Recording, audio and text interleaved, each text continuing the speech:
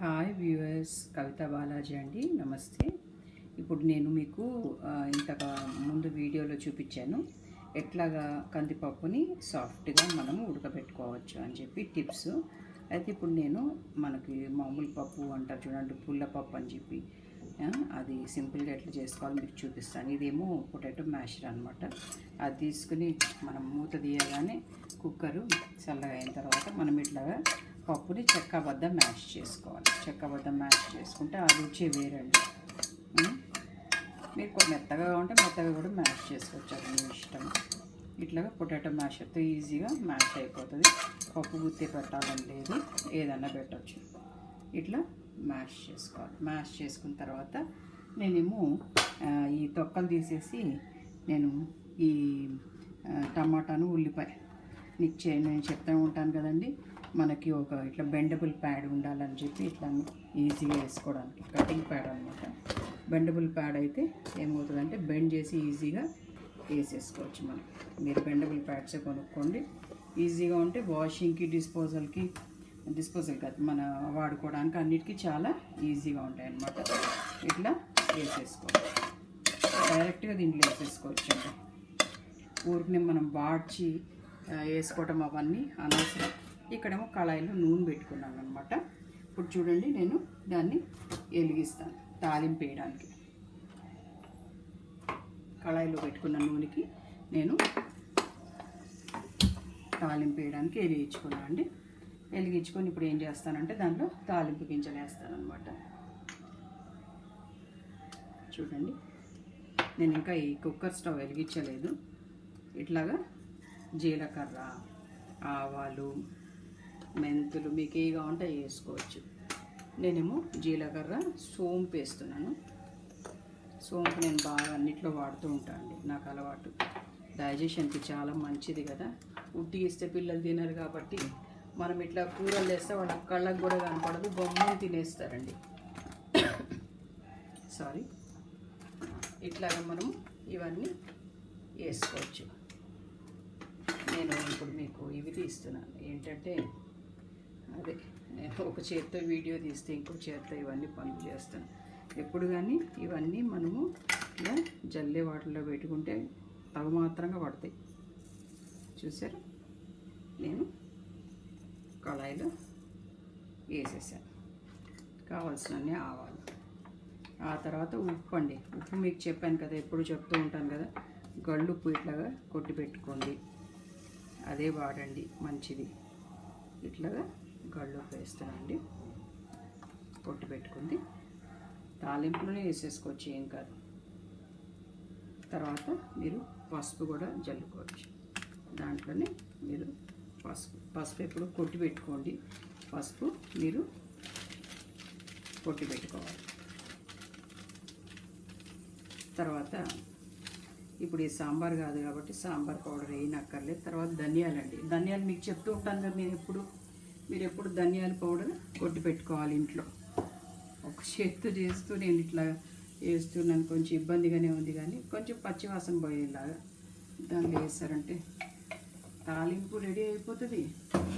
మీకు ఇది కూడా రెడీ అయిపోతుంది. తాలింపుల్లో కావాలంటే కొన్ని పప్పులు కూడా మీరు వేసుకోవచ్చు, ఏ పప్పులైనా.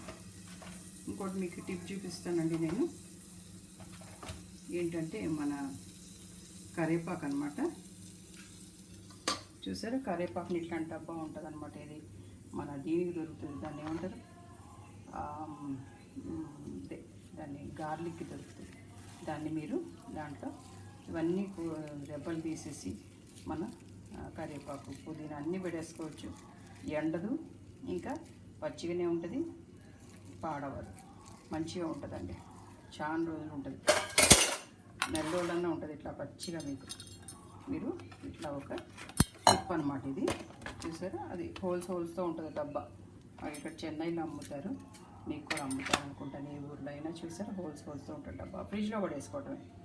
కానీ వీటిని మాత్రం మీరు కడిగి వేయాలండి, కడగకుండా వేయకూడదు. బాగా కడిగి వేయాలి ఎప్పుడు కానీ, కడగకుండా ఏది వాడకూడదు. మీరు డైరెక్ట్గా పప్పులు వేసుకోండి, తాలింపులు వేయద్దు. ఎందుకంటే దీనిలో ఉన్న సారం డ్రై కాకుండా మీకు పప్పులో దిగాలి. ఇప్పుడు తాలింపు వేసారనుకోండి, అది వడిలినట్టుగా అయ్యి అదంతా పోతుంది. ఇప్పుడు మన తాలింపు కూడా రెడీ అయిపోయింది. ఇట్లా పప్పులో వేసి కలిపేసుకున్నాం. ఇంకా నేను స్టవ్ వెలిగించలేదండి పప్పుకి. అయితే ఇప్పుడు ఇంకా స్టవ్ ఆర్పేస్తున్నాను. దీనిది తాలింపు ఉంది. నాకు 4 పొయ్యిల స్టవ్ అనమాట. చూడండి, 4 పొయ్యిల స్టవ్. ఇందాకేమో మీకు ఒక అరటికాయ ఎప్పుడు చూపించాను, అది ఇక్కడ అవుతూ ఉంది. ఇప్పుడేమో పప్పును ఇది చేస్తున్నా, తాలింపు వేస్తూ ఉన్నాను. ఇంకా నాకు ఇది ఉందండి, ప్యూరిట్ ఉంది. అది హాట్ కోల్డ్ ఇవన్నీ వస్తాయి కదా, అదనమాట. అయితే అది చూడండి, నేను దాంట్లోంచి నీళ్లు తీసి, అదే సెంట్రల్కి ఉంటుంది కదా, కావంటే వేడి నీళ్ళు కూడా తీసుకోవచ్చు. వేడి నీళ్ళు ఆన్ చేయలేదు వాళ్ళు, వేడి నీళ్ళు వస్తే ఇంకా తొందరగా అయిపోతుంది. చూడండి, నేను ఇట్లాగా నీళ్ళు తీసుకున్నా. తాలింపులు పోసి సుర్రు అనాలి, అదే తాలింపు అనమాట. మంచి తాలింపు బాగా కలిపేసి టపటపలాడింది కదా, దాన్ని తీసుకొని నేను పప్పులో పోసేస్తున్నా, మన పుల్ల పప్పులో. చాలండి, ఇంతకు మించి ఆయిల్ అక్కర్లేదు. వీటిని ఆయిల్ కూడా తినకూడదు. నేను ఎక్కువ సఫోలా ఆయిల్ వాడతాను, మీరు కూడా వాడండి. లైట్గా ఉంటుంది, చాలా బాగుంటుంది. ఇది సఫోలా చాలా మంచిది హార్ట్కి అని చెప్పారు.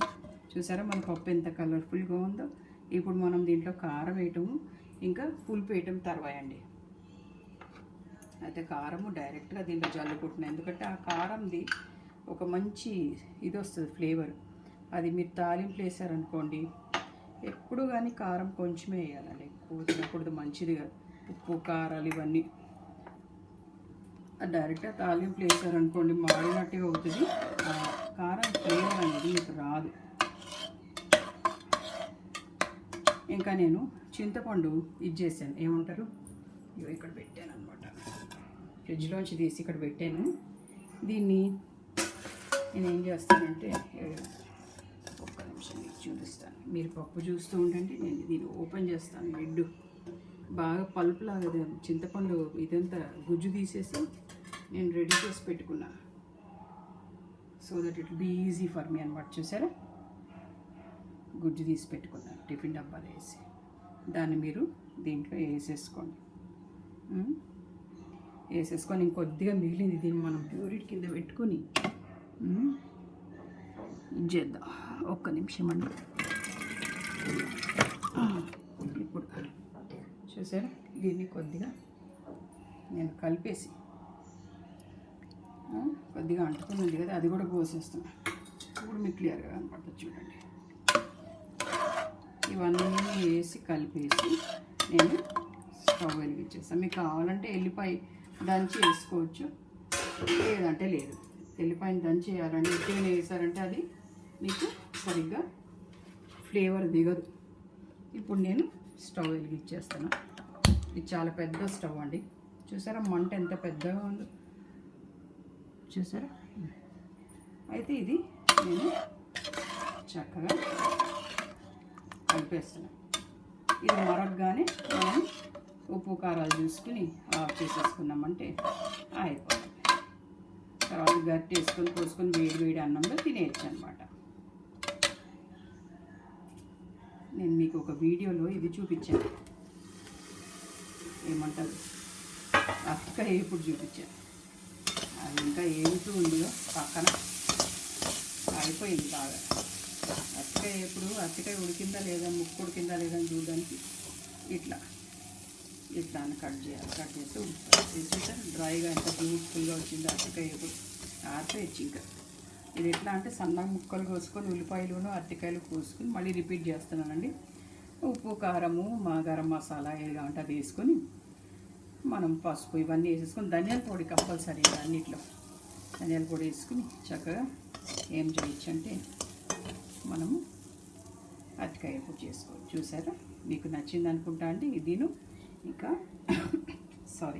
నా పుల్లపప్పు చూసారా, ఏమైనా కూరగాయగా ఉంటే వేసుకోవచ్చు. కాసేపు మరగనిచ్చేసి మనం ఇప్పుడు కుక్కర్ మూత పెట్టక్కర్లేదు, రివర్స్గా పెట్టచ్చు కుక్కర్ మూత. అట్లా మరగనిచ్చేసి కాసేపటికి నేను స్టవ్ కట్టేస్తాను అనమాట. హైలో ఉంది కదా, 2 మినిట్స్లో అయిపోతుంది. అరటికాయ కూర చూడండి ఎంత బాగా వచ్చిందో. అరటికాయ ఫ్రై ఇంకా పుల్లపప్పు ఇవాళ అన్నం కూడా పెట్టేస్తాను ఈజీగా. ఓకే అండి, సైనింగ్ ఆఫ్ అండి. కవితా బాలాజీ అండి. నమస్తే అండి. థ్యాంక్స్ ఫర్ వాచింగ్ అండి. కీప్ వాచింగ్ అండి. నమస్తే. Like, subscribe and share and give comments kindly. Thank you.